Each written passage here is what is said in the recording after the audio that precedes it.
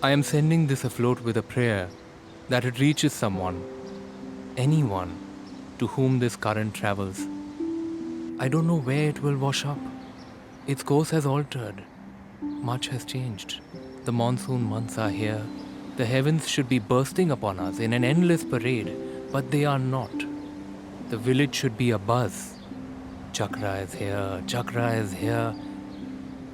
We should be out in the mud banks, the tide lapping at our cars, our nets swooping in and scooping out. Sardines, prawns, and mackerels, tons and tons of them, nipping at our ankles. The grey clouds drift in. The sky darkens. We hold our breaths, and the susurrus starts. Chakara, chakara, chakara. But the moment passes. They drift out, and the whispers die. Have the fish moved? Perhaps they swam up the coast. The sardines, prawns, and mackerels?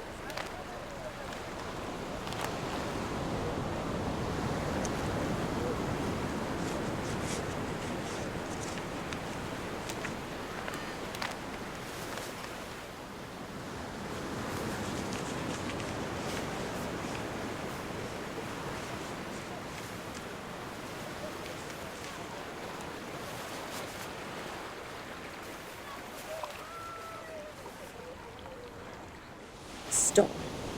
We've squandered enough time. The lack of urgency baffles me. You sit waiting. Ever wonder why they aren't coming?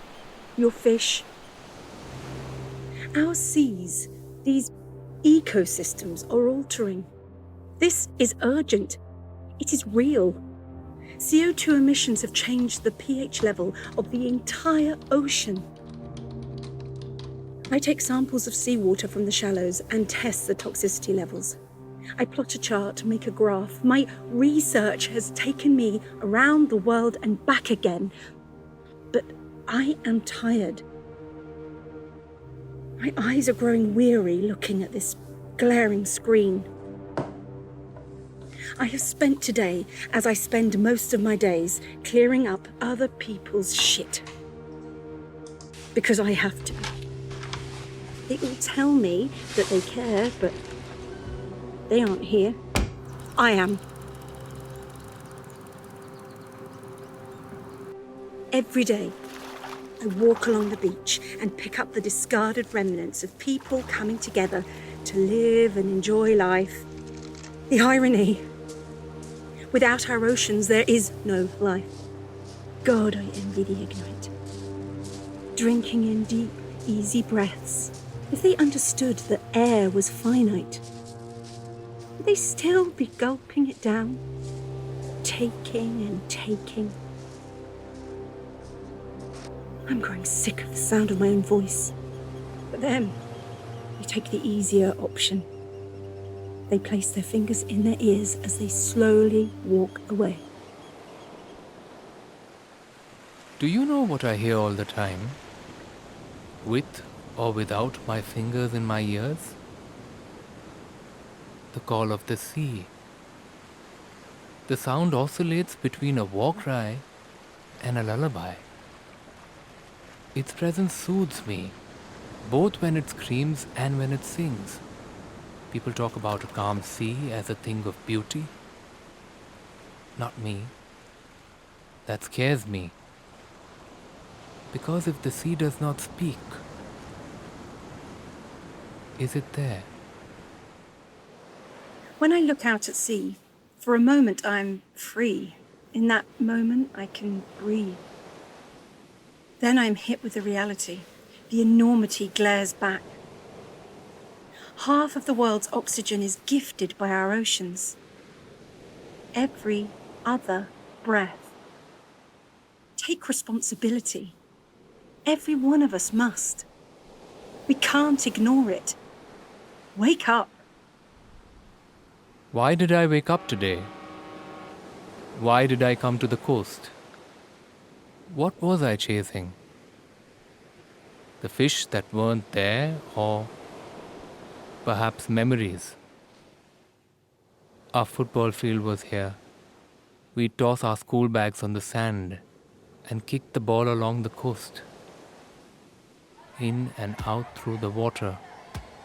The tide came in and swallowed the pitch and sunk it to the sea floor. We'd row up here, Appa and I. From the coast, he'd push the boat into the sea and jump in as it took to the tide. The net rolled and tucked under the seat, me wedged between his knees, wriggling for a glimpse of the fish. "Sit still, Monet, or I'll have to go fishing for you," he'd say. We can all look back. It's safe. A comfort. One by one they go. They leave. People. The memories. When I allow myself to look back, I'm reminded of what I loved and what I lost. I could weep for the little girl who devoted each birthday wish to making a difference. But I mustn't look backwards. I'm only interested in the present and how we can look to the future. That is all I can do. It's all that we can do.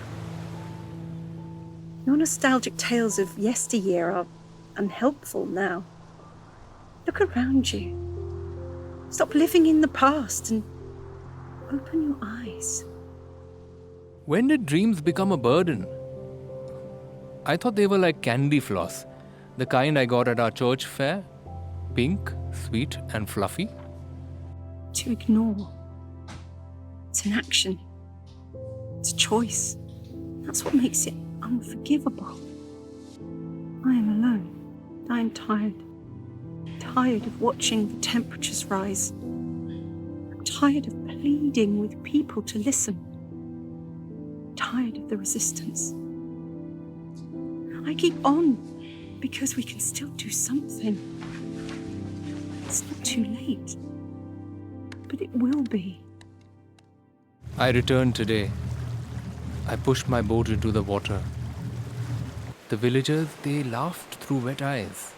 "Fool," they said. "The fish are gone." I cast my net and sat still until the murmur of the tide took over and drowned out the snide jabs of the village. "Fool, fool," the whispers echoed. But I sat there. Are dreams for the foolish, or do they power our future? Is it foolish to dream, to desire a better world, a better deal? This is bigger than you. It's bigger than us. What is this? A cry for help? A plea? Maybe your message found me for a reason. Put your longing to good use. You there and me here. We must work together. Is that what this is? A sign. Perhaps you aren't a fool. Between you and me.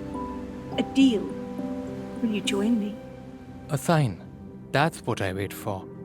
Law says the sea purges all that it has been holding back.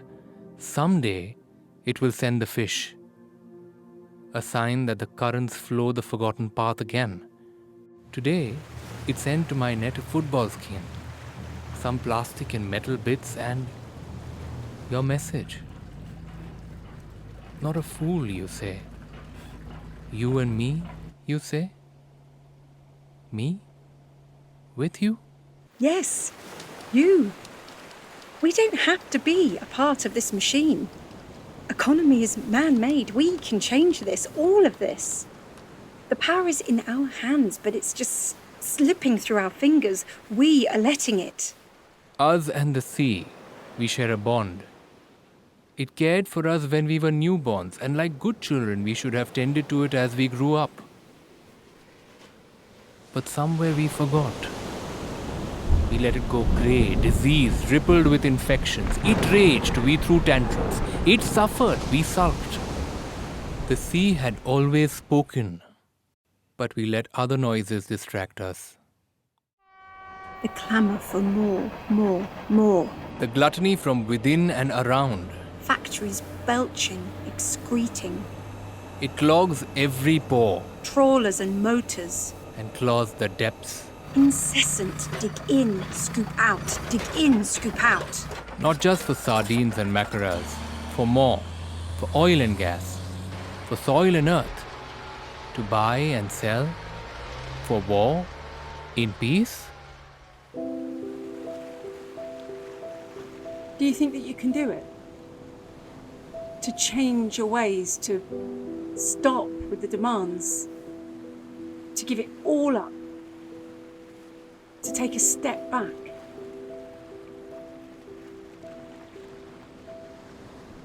I don't know.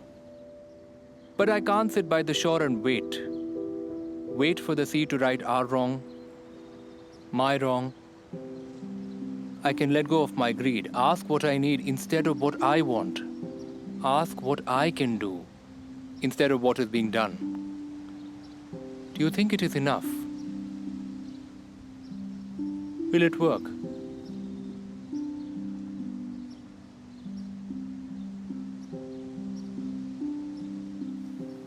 Maybe. But we need to give it a shot. We owe it to ourselves and to those after us. Let's make a vow.